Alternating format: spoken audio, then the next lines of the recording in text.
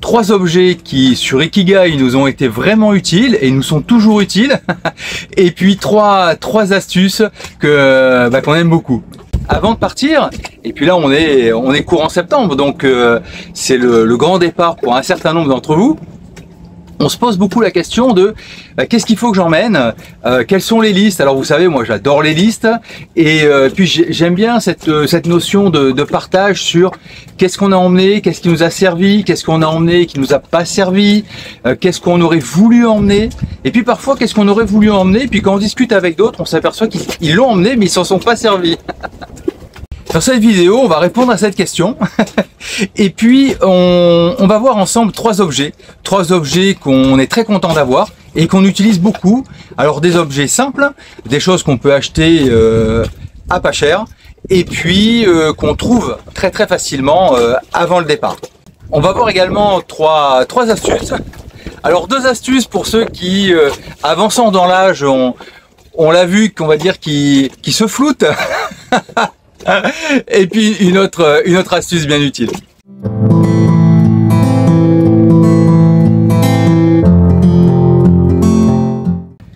Bienvenue sur Ikigai Voyage, la chaîne où on parle de voile, de voyage et de changement de vie.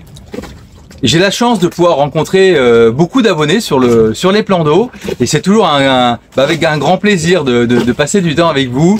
Et certains me demandent comment on peut soutenir la chaîne Ikigai Voyage. Alors c'est simple, vous pouvez nous payer un café. Dans la description de la chaîne, vous avez un lien vers Buy Me a Coffee et on trouve vraiment l'idée vraiment sympa. Lorsqu'on en a entendu parler, on s'est dit tiens, ça peut être sympa de proposer ça. Lorsqu'on se prépare pour un grand voyage, une grande croisière, on épluche des tonnes de vidéos, on lit des tonnes de listes pour être sûr de ne rien oublier.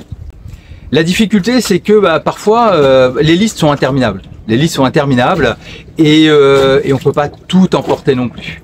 Alors là, aujourd'hui, ce qu'on a fait sur Ikigai Voyage, c'est qu'on a sélectionné 3 objets, des objets qui sont très simples, qui prennent pas de place, qui coûtent rien.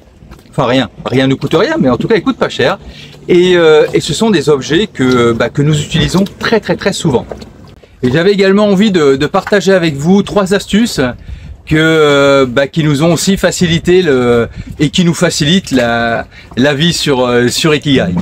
Le premier objet qui a été très utile pour nous et qui continue à l'être, alors on l'a acquis au cours du voyage parce qu'on n'y avait absolument pas pensé en tout début au moment de notre départ, c'est une comporte. Alors je vais vous la montrer. Alors voilà la comporte. Alors cette comporte là, elle est intéressante parce que déjà elle est souple, elle a des poignées. Et puis, on peut mettre 40 litres à l'intérieur. On s'en est servi pour beaucoup de choses. Alors autant lorsqu'on était au chantier, pour mettre toute la vaisselle dedans et puis pour aller faire la vaisselle au niveau des sanitaires, pour transporter et descendre des outils à la corde, c'est quand même extrêmement pratique. Moi, je m'en suis servi comme mer intérieur pour faire le nettoyage du filtre de la membrane du dessal. Donc ça permet de créer une circulation d'eau entre la membrane et puis les produits qu'on va mettre à l'intérieur. On peut s'en servir si on doit nettoyer des cordages, de la chaîne, etc. Alors évidemment pas toute la chaîne en même temps, mais par morceau, par bloc de 10 mètres ou de 15 mètres. Franchement, ça c'est vraiment utile. En plus pour nous, elle entre, ce volume-là entre très bien dans le coffre arrière là. Et on le pose au fond et puis ensuite on range des choses à l'intérieur. Donc ça nous prend pas de place. Pour ça, la comporte, si j'avais à repartir, c'est ce que je suis sûr que j'en reprendrai une. On a trouvé la comporte dans un magasin de bricolage et le prix doit tourner autour d'une quinzaine d'euros. Alors vous avez vu, je suis tout bien rasé. Bon, moi je suis quelqu'un qui se rase à peu près 2 fois par semaine. Alors je vous dis pas ça pour vous raconter ma vie, mais juste pour vous parler d'un autre objet qu'on a emporté. Je vais vous le montrer. C'est ça. La mousse à raser comme ça. Alors ça là, on est parti en 2022, ça fait 3 ans. J'attaque à peine le 2e. Je me rase 2 fois par semaine, j'attaque à peine le 2e, donc avec le blaireau, par rapport à la bombe de mousse à raser, franchement, c'est ultra économique. Et en plus, c'est super écologique. Donc, ça, c'est vraiment quelque chose qui est important. Au départ, bon, moi, j'ai un rasoir mécanique comme ça à l'ancienne. Ça aussi, ça veut dire plus de rasoir jetable, plus de plastique. On a juste à changer la lame qui est à l'intérieur. Ça s'appelle un rasoir de sécurité. Celui-là, il se démonte en 3 morceaux. Au départ, j'avais un peu peur. Je me suis dit, mais attends, en voyage, tu vas te couper avec ça. Je me suis jamais coupé. Bon, faut dire aussi que on se rase rarement pendant une navigation, hein. Mais donc ça, alors ça concerne plutôt les hommes, hein. Mais s'il y a quelque chose sur lequel je ne reviendrai pas, c'est ça. Je ne reviendrai pas là-dessus simplement parce que c'est mécanique minimale. Mécanique minimale, ça tombe jamais en panne. On n'est pas sur du rasoir électrique, on n'a pas besoin d'énergie. Les lames, elles coûtent franchement rien. Et c'est le typique de la lame de rasoir. Vous savez, comme on voit dans les films ou les dessins animés. Et c'est super aiguisé. Je fais X rasages avec une lame, et puis on en trouve partout. Donc, et puis ça se conserve, ça se stocke bien. Dernier objet, alors vous voyez, j'épilogue pas hein, sur les objets, ce sont des objets du quotidien, des objets extrêmement simples. Faut dire aussi que nous, on a testé beaucoup de choses, hein, et au final, on s'est recentré, on est soit revenu à ces objets-là. Alors le dernier, ce sont ces lingettes microfibres. Alors ça, c'est génial. Alors on en a plein, nous on les achète par paquet de 5 ou de 10. Vous en avez peut-être vu. Tiens, au passage, ça c'est mon bol pour me raser. Ça me fait économiser beaucoup d'eau. Je laisse pas l'eau couler et puis ça m'évite de remplir le lavabo. Donc pour secouer le rasoir, c'est parfait. On en a ici, mais la bleue là. En fait, on a remplacé toutes les éponges par ça.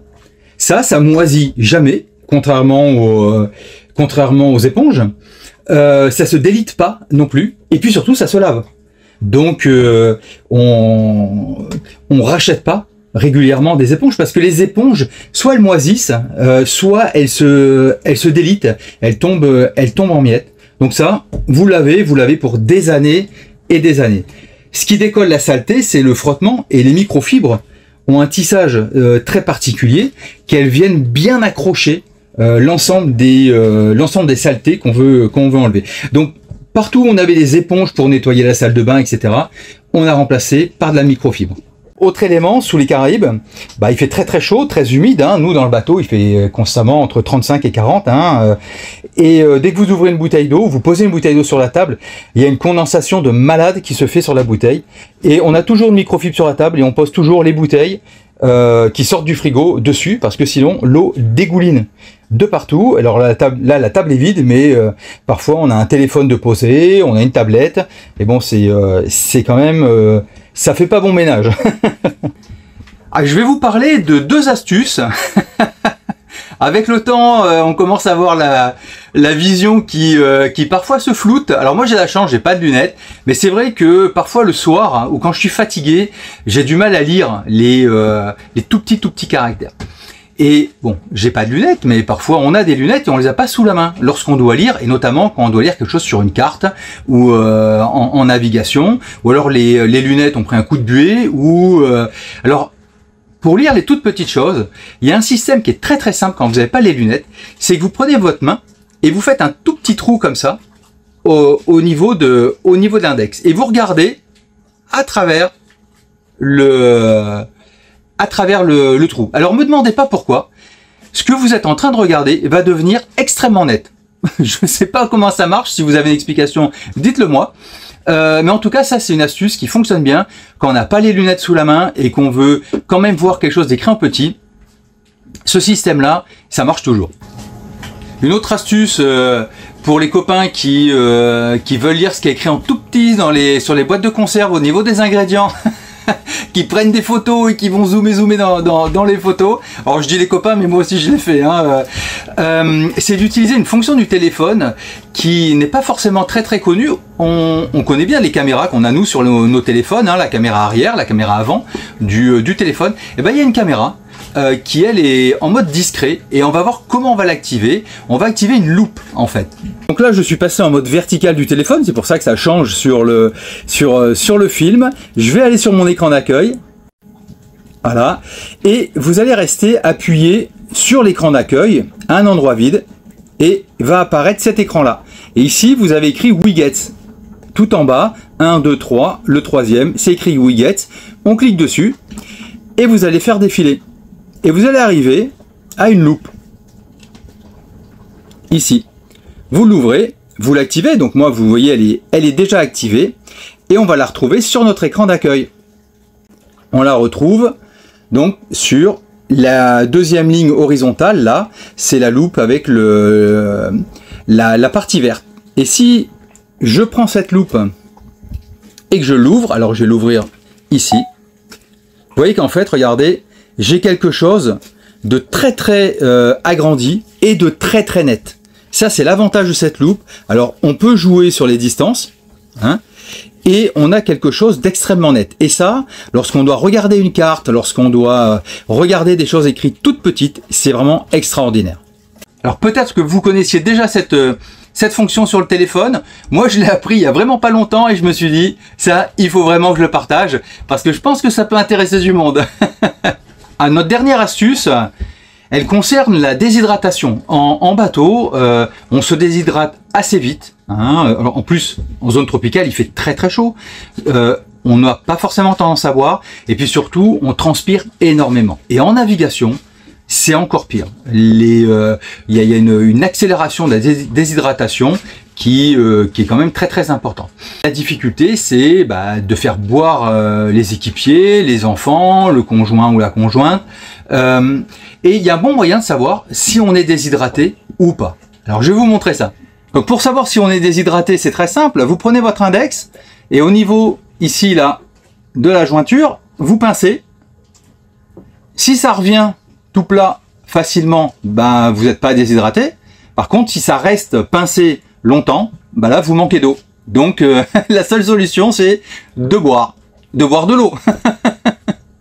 Si cette vidéo vous a plu, si elle vous a intéressé, si elle a été utile pour vous, pensez à la partager, c'est ce qui aide le plus la chaîne. Pensez également à vous faire plaisir ou à faire plaisir à des gens que vous aimez avec les outils du navigateur, que ce soit le livre de bord, le carnet navigation ou mes mouillages de rêve. Et moi je vous dis à bientôt pour une prochaine vidéo.